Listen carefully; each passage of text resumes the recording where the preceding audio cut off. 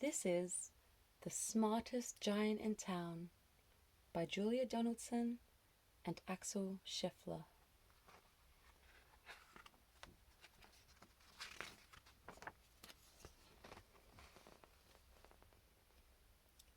George was a giant, the scruffiest giant in town. He always wore the same pair of old brown sandals and the same old patched-up gown. "I wish I wasn't the scruffiest giant in town," he said sadly.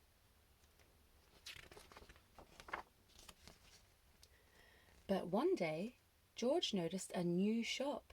It was full of smart clothes.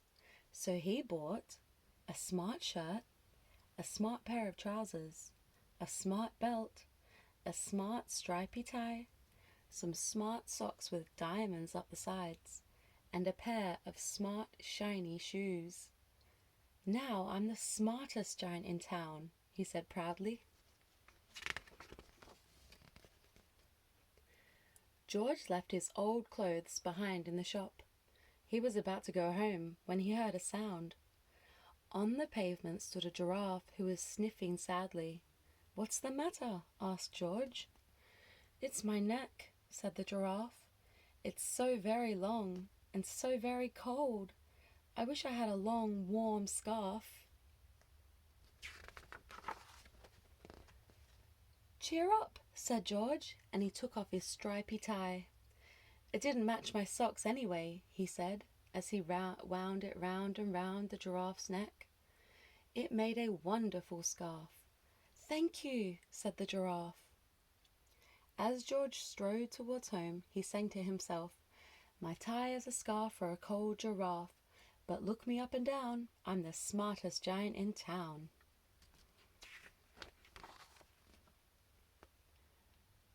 George came to a river.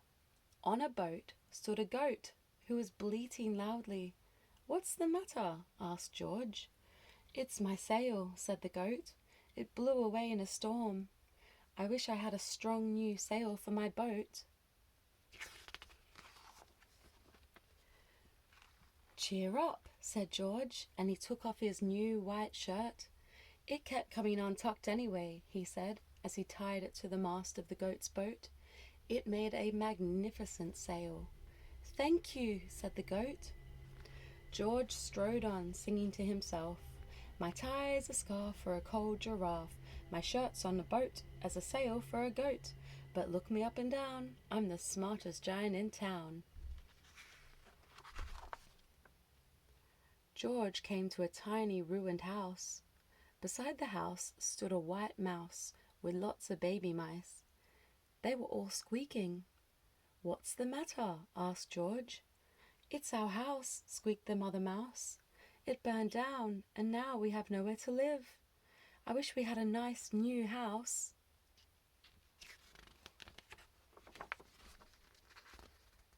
"Cheer up," said George, and he took off one of his shiny shoes. "It was giving me blisters anyway," he said, as the mouse and her baby scrambled inside. The shoe made a perfect home for them. "Thank you," they squeaked. George had to hop along the road now, but he didn't mind. As he hopped, he sang to himself, "My tie is a scarf for a cold giraffe, my shirt's on a boat as a sail for a goat, my shoe is a house for a little white mouse, but look me up and down, I'm the smartest giant in town."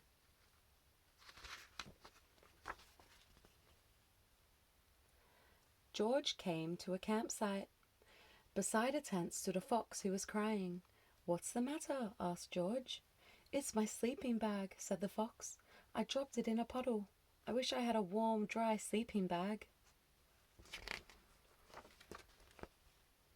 "Cheer up," said George, and he took off one of his socks with diamonds up the sides. "It was tickling my toes anyway," he said, as the fox snuggled into it. It made a very fine sleeping bag. "Thank you," said the fox. George hopped on, singing to himself, "My tie is a scarf for a cold giraffe, my shirt's on a boat as a sail for a goat, my shoe is a house for a little white mouse, one of my socks is a bed for a fox, but look me up and down, I'm the smartest giant in town." George came to a big squelchy bog. Besides the bog stood a dog who was howling. "What's the matter?" asked George. "It's this bog," said the dog. "I need to get across, but I keep getting stuck in the mud. I wish there was a safe, dry patch."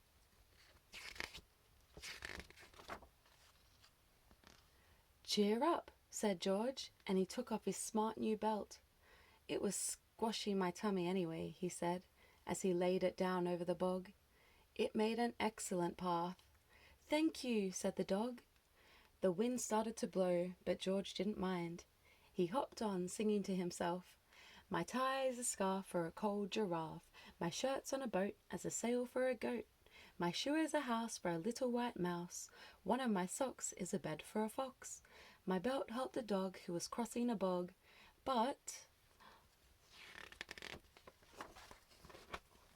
my trousers are falling down. I'm the coldest giant in town." Suddenly, George felt sad and shivery and not at all smart. He stood on one foot and thought, "I'll have to go back to the shop and buy some more clothes," he decided. He turned round and hopped all the way back to the shop.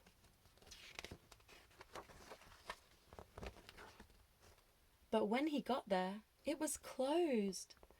"Oh no," cried George. He sank down onto the doorstep and a tear ran down his nose. He felt as sad as all the animals he had met on his way home.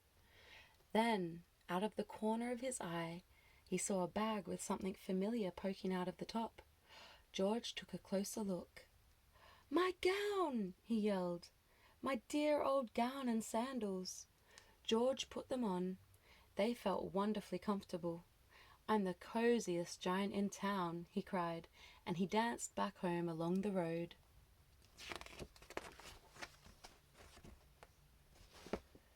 Outside his front door stood all the animals he had helped. They were carrying an enormous present.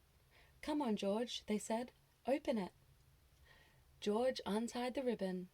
Inside was a beautiful gold paper crown and a card. "Look inside the card, George," said the animals. George put the crown on his head and opened the card. Inside it said, "Your tie's a scarf for a cold giraffe. Your shirt's on a boat as a sail for a goat. Your shoe is a house for a little white mouse. One of your socks is a bed for a fox. Your belt helped a dog who was crossing a bog. So here is a very fine crown to go with the sandals and gown of the kindest giant in town." And that is the end of The Smartest Giant in Town by Julia Donaldson and Axel Scheffler.